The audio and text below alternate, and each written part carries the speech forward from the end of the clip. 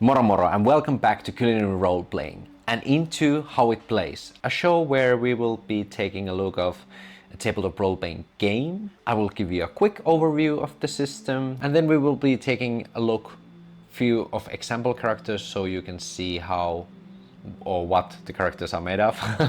And then we will go into a short one-shot solo demonstration so you can see how the game actually plays, like we always do. And last time we started our tiny, amazing adventure of Mousevius III, the Prince Mouse of Ratanza, who was asked to come back home by the advisor of the king, Greygor the Wise. Mousevius III was informed that his father has fallen gravely ill and this kind of mysterious corruption is taking over his old home. We were having this adventure by using Mouse Reader RPG, which is amazing OSR type of rules light system.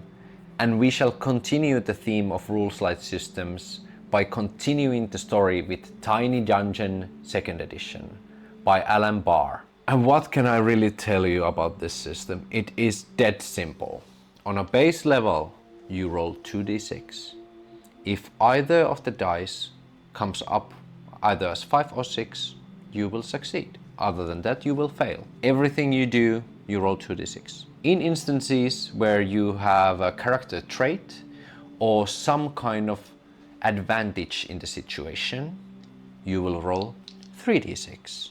Again, if any of the dice are either 5 or 6, you will succeed. And yes, if there are situations where you are not trained, you are under-prepared, or you are just really in a tight spot, you will roll only 1d6, and with either 5 or 6 you will succeed. And that's the game. That's the whole game. In combat, you will roll to see if you hit, and if you hit you will deal either 1 or 2 damage. Usually it's 1 damage. If you have heavy weapons, it's 2 damage, or if it's some kind of like advantageous situation where you do like this kind of critical strike, that's also 2 damage.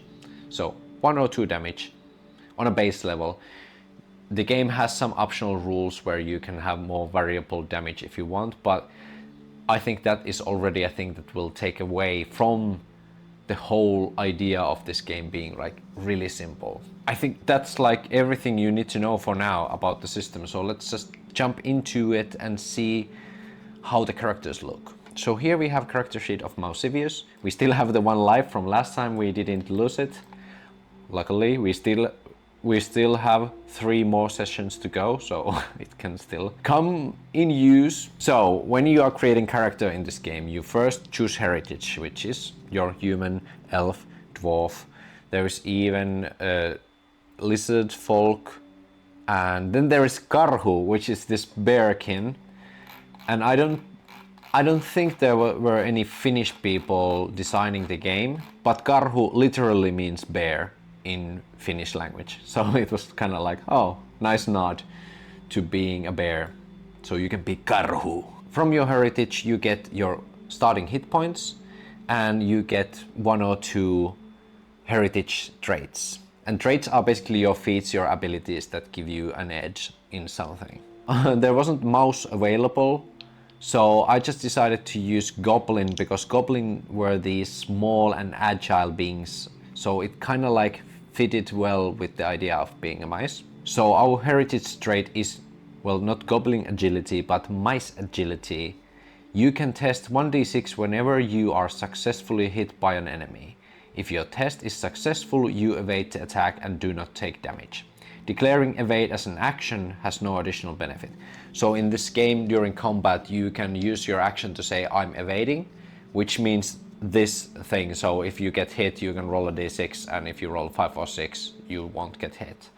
But now, as mice, we don't have to do that because we basically get that action for free every round. And our starting hit points were 4, so we can take 4 hits before we are out. After that, when we go into 0 hit points, we will roll a save. If we fail, we are taken out. Then we choose 1 weapon proficiency. For Mousevius, I choose ranged weapons because we determined that he is some kind of ranger in the last episode. And then you will choose 3 traits for your character. There are optional rules also for character advancement, so you might get some more hits or you might get some more traits in there while you progress through the game or the story. For example, Mousevius has charismatic, so whenever we are trying to persuade someone, try to do something diplomatic, we can add a d6, so we can roll with 3d6.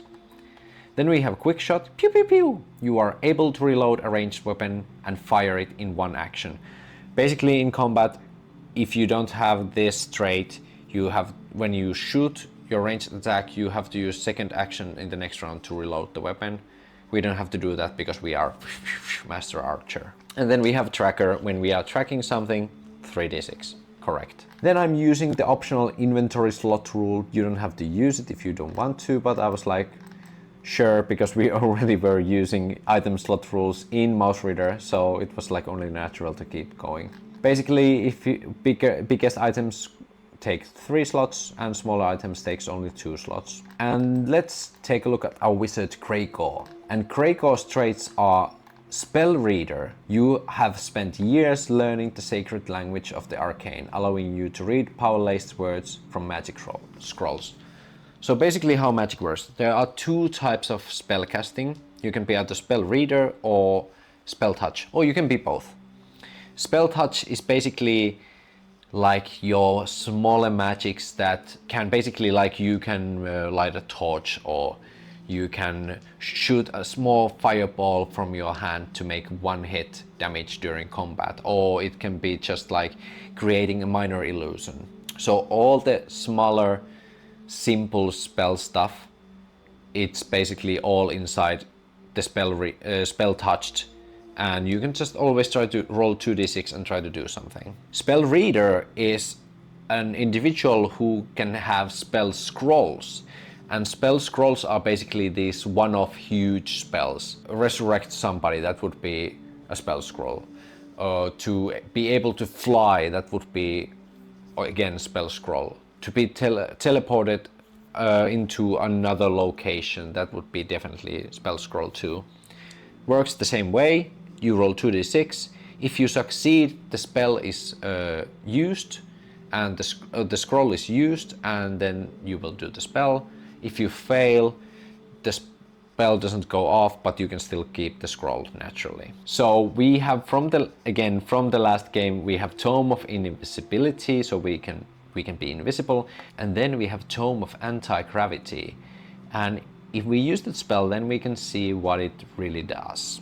One negative thing I have to say about the game doesn't contain any example spell scrolls or any example spells at all. So definitely, if you are completely new to role-playing games and you want to start to play solo or start to play it with a friend or with a group, I wouldn't go with this game, because this game doesn't, even if it is a simple game, it doesn't give you everything you need to play.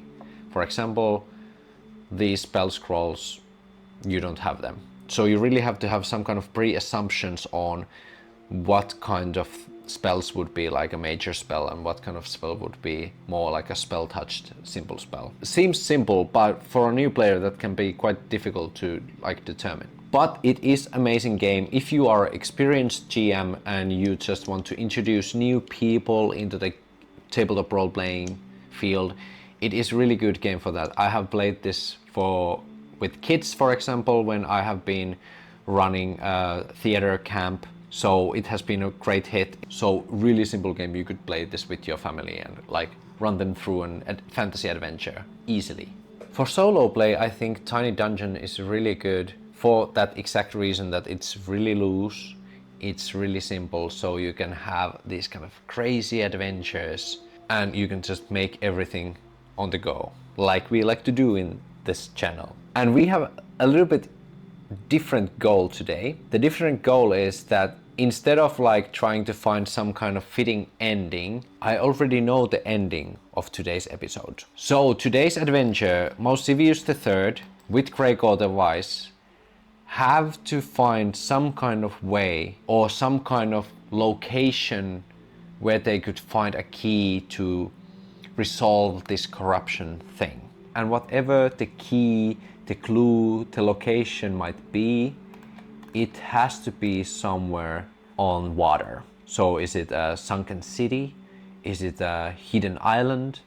We don't know yet, but it has to be something that requires of us using a boat. So this is going to be really interesting story today to see how we can steer the story into a course where we can use boats basically. And that is our goal. When we get into that point that okay, now we know where we should go next and it involves water, then we are like done for today. So yeah, it's gonna be really interesting to see, and I really have to flex my improvisational brain. But I really enjoy being like a director when I play solo, in a sense, as I'm GMing to myself and playing the characters. I really like to give myself this kind of like missions that okay, now I want that then there's going to be a siege soon. So what must happen in this story that we can get the siege? So now we can take a deep breath. We can take a minute to think about joining the Culinary Role-Playing Guild. Links down below. And then we shall go into an adventure using Tiny Dungeon system and continue the legend of Mousevius III and his advisor Greygor the Wise. Mousevius III and Greygor the Wise have traveled back from the sewers of Pale Hill into Mouseville, the main capital of Ratanza and the home of Mousevius and the whole Mousevius clan. During their travels, Mousevius gets to see the works of the corruption.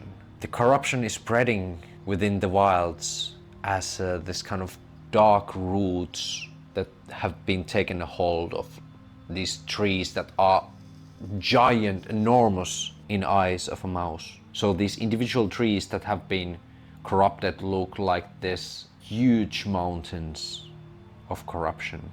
In a human scale, the corruption hasn't spread that far. It's only one big tree somewhere near here, but the surrounding area of that tree is completely dead. And you can see farms of mice that have been left abandoned because there is nothing to grow anymore. And from the ground, from time to time, Mousevius can see these corrupted insects like rising up from the ground, mutated and looking really thirsty for mice. Oh, Greygor, I'm so sorry, I didn't realize things were this bad. I would have arrived sooner if I knew. Don't blame yourself, my lord. How could you know? There was no one to tell you except me. It is not your fault. And also the source of corruption is not your fault either. But you can fix it. I believe in you. I really hope so. We should probably first go meet my father. And they keep on going until they arrive to Mouseville. This castle that has been built on this old hollow log, but the log has been carved and it's full of windows, and it's also been reinforced with some stone as well. And it seems to be also a home for many other mice as well. When they arrive, a lot of whispers starts to spur among the people. Mousevius the Third is back. Our lord is back. Can he save us? A lot of whisper, a lot of wondering. But for now, Mousevius just tries to be polite. He accepts all the greetings and is like smiling and nodding like you do as a royalty, but they are making their haste into the keep of Mousevius. Within the keep, Mousevius goes to see his father, who is on his bed, lying still, and these kinds of like dark veins can be seen spreading from across his eyes. He seems like there have few tears being pouring from his face, but the tears are like oily and thick, not tears, something else has been leaking. And Mousevius II seems to be unmoving, still breathing, but in some kind of coma state. Mousevius is just silent next to his father, and he clenches his fist a little bit. Then he looks at Greygor and says, I promise you, I will fix this somehow. Do we have any clues where we could start searching for an answer? And I think Greygor might have some ideas. Greygor is very wise. We have traits called educated and eidetic memory. So you gain advantage when checking to see if you know specific information. There you go. 3 dice. Let's see if Greygor might have some ideas, and I would even give him advantage anyway, because last time we determined that he was able to see that this corruption had been linked into this portal spell within the old ruins, where we discovered that actually Greygor's bloodline, the mages, were the original rulers of this nation. So much lore in the first episode. So yeah, definitely he has some idea that what we could do next. So easy enough to say we get 3 dice for this roll. Does Greygor the Wise have any specific information about how these heroes could combat this corruption? Let's roll. 4, 3, and 5, which means that is a success. That was a close one, but we did succeed. So Greygor has some kind of information. And to help unsolve that, we can again use our solo tabletop oracle blood unfolding machine. What it could be. Let's first roll a discovery. I think that can kind of like trim down the possibilities what Greygor could know. D10. 1. Answer one open question. Well, the open question is that what is the thing? Well, let's ask what. What is the thing that Greygor knows? I will use 10 is the type and 1 is the subject. 7. Dangerous to event. What is the information? Dangerous event. I'm thinking of war. And if Greygor remembers some kind of specific war, I think there is some kind of weapon. So Greygor is thinking for himself for a second. Young Master Mousevius, I think I might have one option, but it is something dire. I would not rather threat that possibility. Greygor, just tell me how it is. We can make an informed decision then when we actually know what the situation is. Well, long ago when my lineage was still the rulers of this land, there was a location in the middle of the sea. And it was a floating castle. A floating castle which worked as a mobile fortress for our kin to rule over the Ratenza with an iron fist. A such place could contain a lot of ancient information and possible weaponry that could aid us in this battle against corruption. We found the connection of the portal from my ancestors' tomb as well, so it would only make sense that some further information could be found from this floating castle. So you mean you want us to go to a floating castle? How is that even possible? How we can get up there? Well, going up is not the problem, because it came crashing down years ago. And it was because of the rebellion that your ancestors started.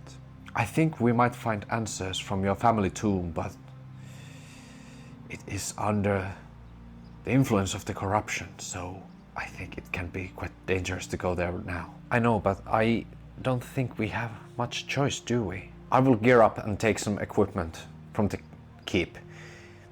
Then we shall go. Is there any spells you would require now when when we're here.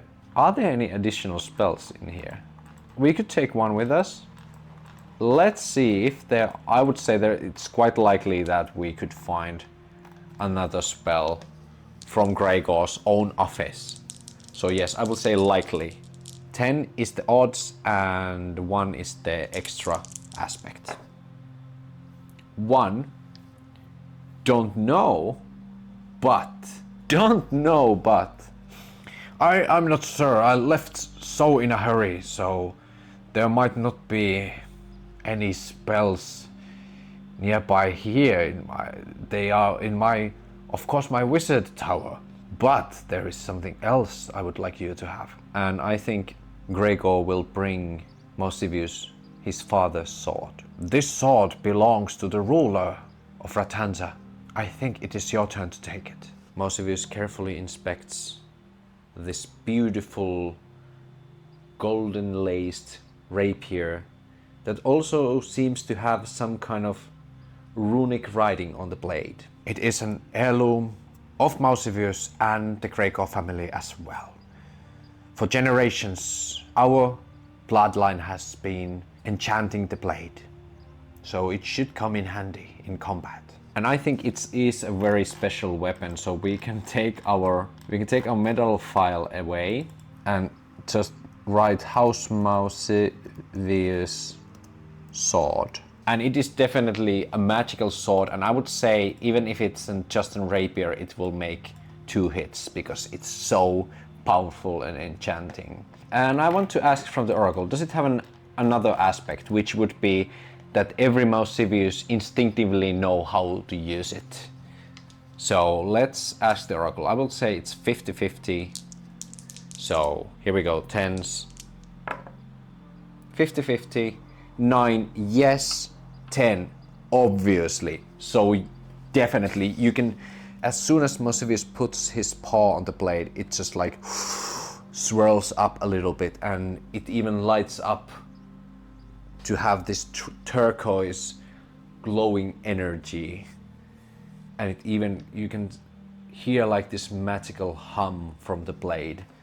So I would say it is a mastered weapon for Mousevius, like instinctively. So that means we can roll with 3d6 our combat. It is a powerful, powerful weapon. Do you think I'm ready to use it? I know you are. Your father would be proud of you. All right then, let's head deep into the crypts of our family, and they shall take their leave with the new weapon in hand. Mousevius III will lead the way. Will they just get into the crypt normally? Well, let's ask the expectation checker. Will these two just waltz into the crypt? 3. Almost as expected. So I think something might happen during their way there. Let's ask a scene prompt. 7. Consequence of your actions or presence. Consequence of your actions or presence, this definitely means that something is disturbed. While they are arriving to the crypt, they move hastily, and therefore they are really disturbing the environment around them. And the corruption will make a retaliation of their presence. So let's roll a challenge. What kind of challenge awaits them from the corruption? 14. Driving, piloting, handling to be done. I will roll one more time. That doesn't fit in this situation right now. 19. Something fails, breaks, or needs repair. They are going over this ravine, which is basically just a river bench, but for mice it's this huge canyon with a river going down. And this basically normal ditch to us is this huge river for the mice.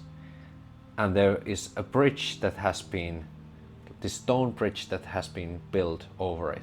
And in the other side of the river, the corruption is spreading ever so slightly, silently and eerily.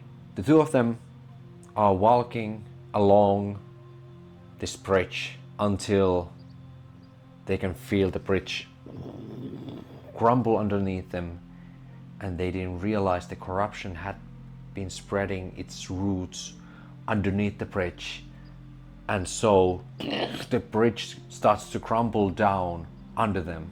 What they can do in order to survive from this, I will think we will use the Tome of Anti-Gravity, and Greygor tries to basically hold the falling boulders and them from falling down, and just like make them start to like flow in the air and stop them from falling down into the river. But first we have to check if we succeed casting this spell. It's only 2d6. Here we go. 4 and 5. So that means we succeed in the check. So we can actually take this spell out of here now. So the bridge is crumbling down. And Mousevius III is falling down. Also Greygor is falling down. But just in the nick of time, he remembers that he has the anti-gravity spell tome. He quickly pulls it up and just says the incantation. Halt, you stone! Halt, your mice! Into the air! I won't tell you twice! The spell goes off. And they are... and they are floating in the air. And they both are just... what is happening, Greygor? I just stopped the gravity force for a second. But it won't hold too long, so we need to figure out how to get to the other side. I still think we have our bow still, and we also have our thread spool. So I think Mousevius will wrap the rope or the thread around his arrow and then shoot the arrow to the other side and try to make it stick somewhere. You can use your action to aim. We have some time, so you can use your action to focus. And I think when you focus, you will succeed with 4, 5, or 6. When you choose to focus, the next time you attack, your test is successful on a roll of 4, 5, or 6.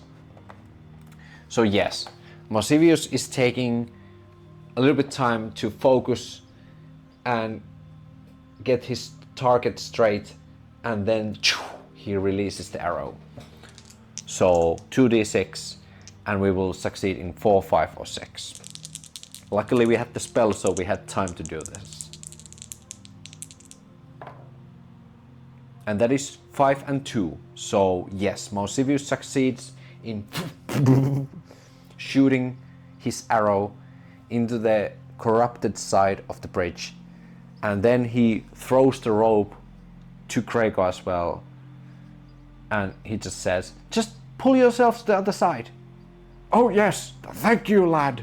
And they both just start to pull themselves to the other side.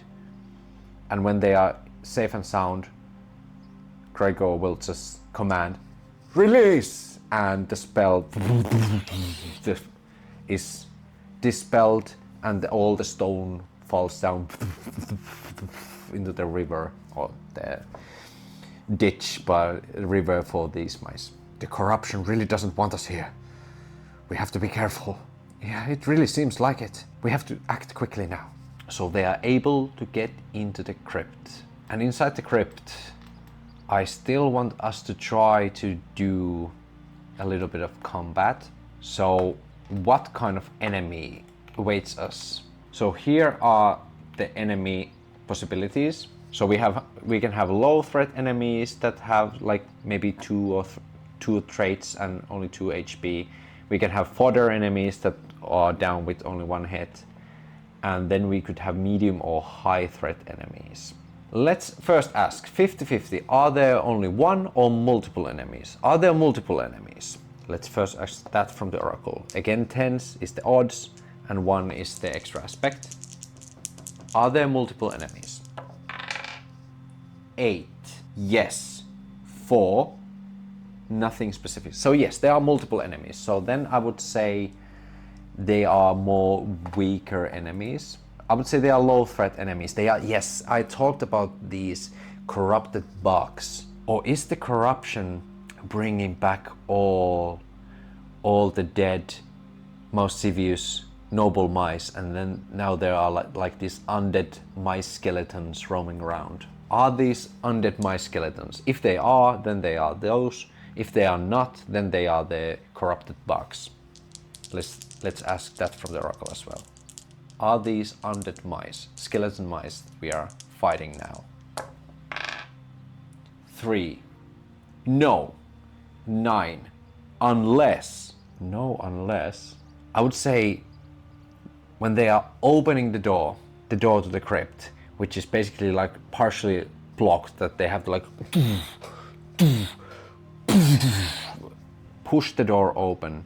They realized the crypt wasn't touched by the corruption yet, but now when they open the door, they can see the corruption starting to spread little by little in the inside of the crypt. Oh, we have to hurry now. We don't have much time. The corruption is spreading in here as well. Yeah, you're right. Do you have any idea which crypt we should check out first? And I think we can do a joint effort. Mousevius is a good tracker, so he gets 3 dice to track down individual or a place or something like that. And Greygor has eidetic memory and is educated. So let's make a roll with 3 dice. I'm making the roll to see if they are able to find the crypt location before the corruption spreads. If they are able to find it and go out, they won't be fighting skeletons and corrupted bugs. They will be only fighting corrupted bugs. But if they fail, they will fight both skeletons and bugs because they weren't fast enough, and then all the corruption start to roam in. So stakes are high. Let's hope this works. We have 3 dice, so it should be good. And that is 3, 4, and 1 6. So we succeed, luckily. I think we should first try to look at the crypt of Simon. He was your great-great-grandfather's engineer, and he built the weaponry that shot the flying castle down. He might have the last coordinates of the flying fortress.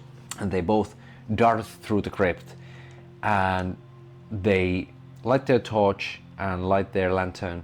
They quickly wipe off the old dust from some of the crypt stones to see the names of the deceased, and it is getting quite tight. They can see the corruption getting in, and they even start to hear like these movements from inside the crypts, and they can even hear like this boom, boom, boom when somebody's trying to get out of their final grave. Not how that's supposed to go. They are able to find the crypt. They quickly push the stone to the side together, and they can see this kind of diary or this huge tome that this mice, even when in its grave, is trying to hold dear against his chest. And Mousevius is just saying, "Great, now we found it!" And he's taking the tome, but the skeleton is coming with the tome, and it's like rising from the grave, and with quick reflexes, Mousevius just uses his new sword and basically just decapitates this skeleton, and the skeleton lets go of the tome. Mousevius just, "Quickly, we must run now!" They are able to leave the crypt by darting through the narrow corridors of the crypt, even when the skeletons are rising up and the corruption is taking a hold of this place. They are able to run outside, and with haste they are now going back to the bridge, hopefully finding some way to get to the other side, which is not that corrupted yet. But before they can do that, they can see from the ground rises up these corrupted bug creatures What kind of bugs are they? I think they are centipedes. These centipedes rise from the ground up, and I think there is... How many of them are there? I would say D3 plus 1. 2. So 3 centipedes rise from the ground. I would say the centipede has 2 HP and they have 1 or 2 traits. I think they are poisoned, which means if they succeed to make a hit against a creature, that creature has to save against poison. And if they are poisoned, they are basically at disadvantage with every attacks and every actions they make. So they will only roll 1d6 until the poison has been cured. And they also have dark fighters, which means that they don't need, they can fight in darkness. I don't think that's gonna affect us too much in this combat, but here we go. So usually how initiative works in this game is that you roll 2d6. If you succeed, you can go first before the enemies, and if you fail, you will go after the enemies. But I usually like to do alternating initiative, so only one of the characters rolls initiative, and if they succeed, then the hero's side can go first, and then we will alternate between both parties until everyone has had their turn. We will just roll 2d6 and see if heroes go first or the creatures, these corrupted insects. 5 is enough. It was 3 and 5, so we succeed. We go first. So 3 insectoid enemies. And I think they are just near them. So Mousevius just doesn't even take the bow. Again, unsheaths his magical sword of Mousevius lineage and just basically makes this quick stab and slash against one of the creatures. And now when it's our mastered weapon, we can roll 3d6. Ooh. Ah! Oh, but that is 3, 1, 3. So that means the Mousevius' first attack just doesn't quite stick its landing. The centipedes quickly burrow down underneath again, and they basically just come up and down in different places, and Mousevius just doesn't have the focus right now. They have been just running so much just recently, and in this moment the first strike in just doesn't find its owner. Now one of the centipedes focuses on Mousevius as well and tries to have a hit in as well. 2d6. And that's 6, so that means it is starting to hit. But we have our mouse agility, so now we can roll d6. And if it's 5 or 6, we can ignore this attack. And that is 2, so unfortunately Mousevius gets hit by this attack and takes 1 hit. We are out of 1 HP, and now we have to save against the poison or we will be in trouble. That is 5 and 3, so that means Mousevius can feel the poison going into him, but he can shrug it off at this moment and just shouts to Greygor, "Look out, Greygor! They are poisoned!" And Greygor just says, "You vile creatures, go back to the darkness!" and uses his needle and tries to have a hit in against one of the creatures. And 1 and 4, Greygor unfortunately either cannot have a hit in. He desperately tries to make this kind of launching stab attack with his needle, but these centipedes are really fast and they are able to dodge every move they are trying to make. And now there are 2 centipedes left. In order to make it faster, I will just give an advantage to the other one, so there will be only 1 attack now, but it will be with advantage because there are 2 enemies attacking 1, and I would say 2 of them are now trying to bite themselves into Greygor. So I will roll with 3 dice against this attack. Oof, this is gonna be bad. That is 616, so it is definitely a hit. But now, Greygor is also a mice. Can he dodge out of the way? With 5 he can! So Greygor makes this lunge attack. And then he can see both of these centipedes coming from back and front.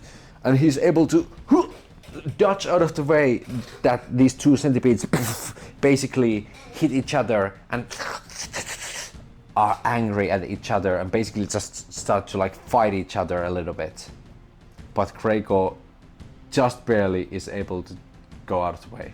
Mousevius sees the situation and also sees the first centipede to be slightly distracted and sees his opportunity to make another attack with his blade.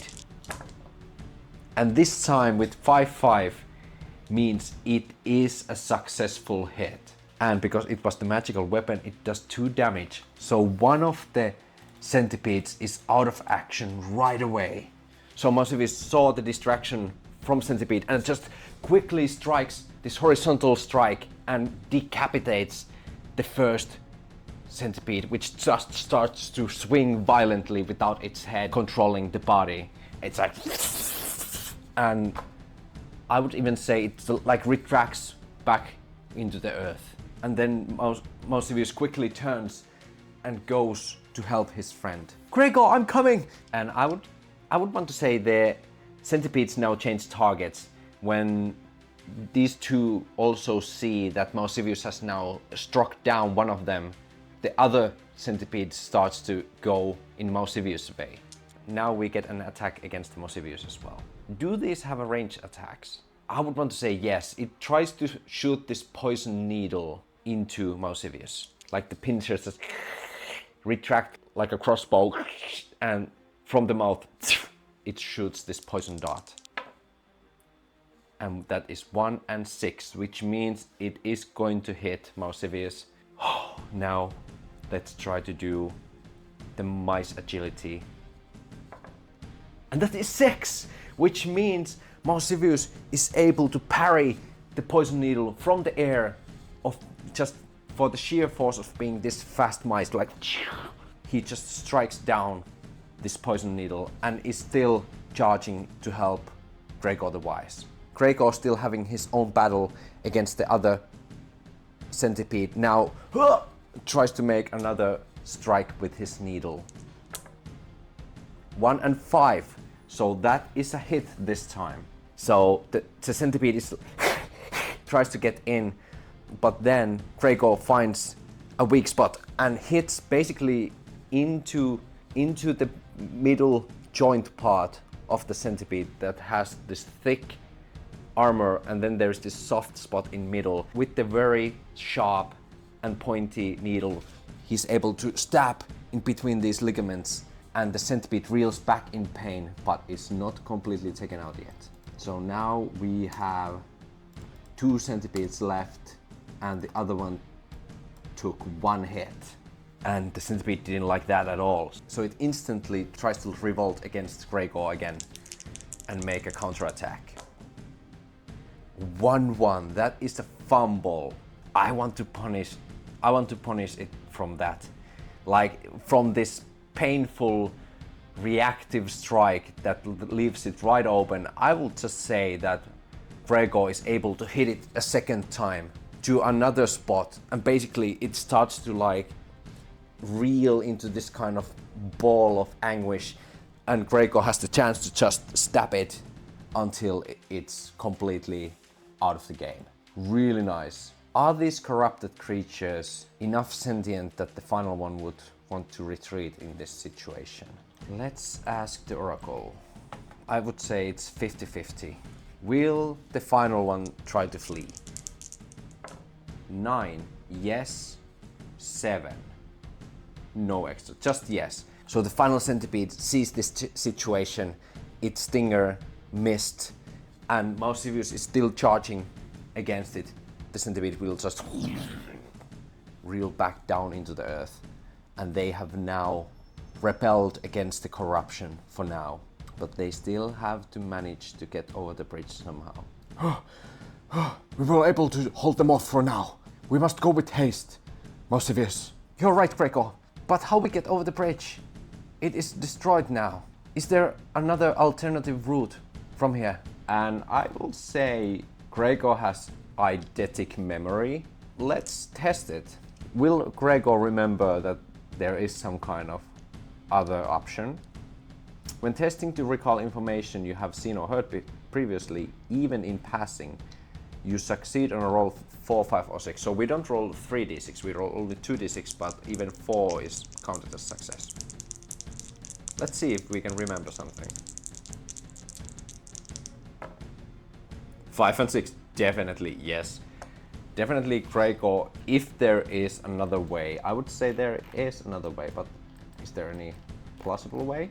Let's describe it. What is the other passing, river passing or ditch passing? Area? Oh, let's make an adverb an area.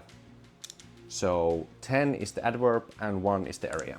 10, incredibly. 7, incredibly secure. So there is some kind of basically like a middle fortress or like a guard tower that will also that has worked as a bastion of Mouseville, that is basically like the most defended part between the river and Mouseville. They didn't use it on the first time they arrived because this bridge was much more faster, but there is a secure spot that will also be much more easier to go over. There is the river bastion. Do you remember it, Mousevius? Oh, right. Yes, I do remember it. It is downstream from here. So if we find some kind of boat next to the bridge, we might be able to reach it safely. That sounds like a good option. Let's hurry.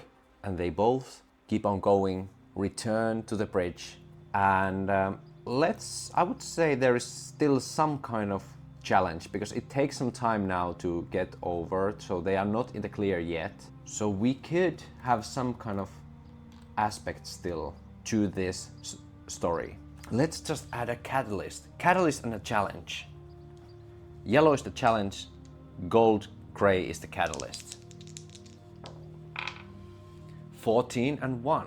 14, someone else's troubles, and 1, immediate healing or medicine required. So they find a civilian. Is it, what kind of individual is it? Roll. Let's ask a roll from the table as well. 1, fighter. Okay, so it's definitely maybe one of those bastion guards or one of the guards from Mouseville. So they arrive back to the bridge and they go basically into the root of the bridge next to the stream, and they were hoping to find any boat or something floatable that they could travel downstream with. But they start to hear these sounds of heavy breathing, like and what they do find is one of the Mouseville's city guards lying down, and they can see the poisonous sting from one of the centipedes sticking on the guard. My lord, there's a city guard. He requires our assistance.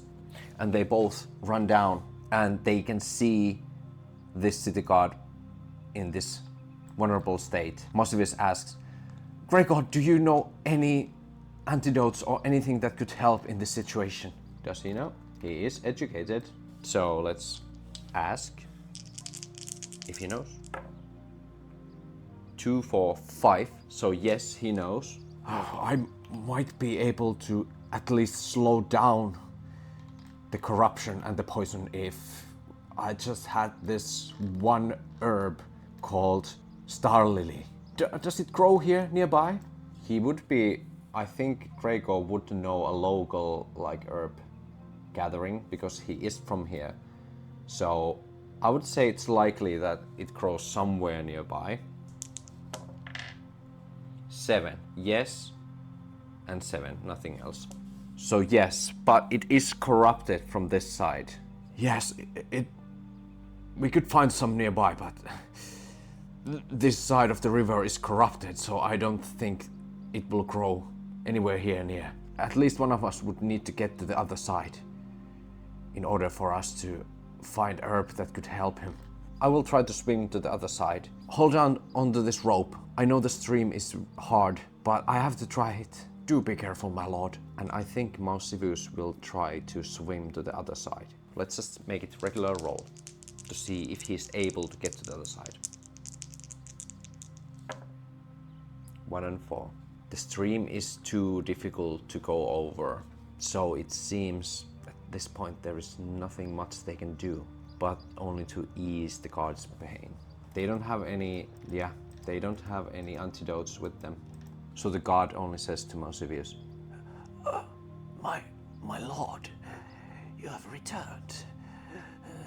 Yes, I have. It's nice to see that. Now I can rest and know that my home and family will be saved. A stern but gentle look comes into Mousevius' face, and he just says to the guard, "You have done more than enough. Thank you for everything you have done. Rest easy now. I will make sure that your home and family will be saved." And the guard draws his final breaths and goes limp. Carefully, Mousevius lays this guard to rest. Do you see any boats nearby? Yes, maybe. I think we might need to walk a little bit downstream. There might be a fisher hut or something like that. I have seen some fishers nearby as well. Yeah, let's do that. And they both continue down the stream until they find a fisher's hut. And it seems like for now it has been abandoned because of the corruption, so probably the fisherman has escaped to the other side, to the uncorrupted side of the stream. But there is one boat still possibly usable, just basic rowing boat, but definitely more than enough for these two to get into the guarded bastion. While Mousevius is rowing, Greygor is already studying the book, and Mousevius asks from Greygor, "Well, does the book say anything about the location of the now crashed flying castle?" Well, there are not any specific coordinates, but with my learning and knowledge of things, I could probably try to pin down the location to a little bit more narrow area, so we have more chance of finding it. Will it be like underwater, or should we try to get ready to dive or something like that? I really can't say from these texts. We should be prepared for the worst, my lord. I think it already is the worst right now. The corruption is more worse than I could ever imagine. I just hope that we are not too late. And I think we can end this episode here and this one shot here. So yeah, that is Tiny Dungeons, or Tiny Dungeon, I'm sorry. Tiny Dungeon 2nd edition. Really simple system, really clean. I think Tiny Dungeon is really good for experienced GMs who want to introduce tabletop role-playing to more newer audiences. I think it's a wonderful solo system if you don't want any extra things to manage. If you're more interested into the story, and especially if you are like a fantasy journaling type of person, this could work really well. So you have a little bit of like combat ideas, you have a little bit of skill checks, but it's very still like it keeps on going really easily. Yeah, overall really solid option. This adventure has been so much fun. Consider joining the Culinary Role-Playing Guild, and hopefully I see you in the 3rd episode of Mousevius' and Greygor the Wise's adventures. But for now, it's moro moro, and I hope I see you next time.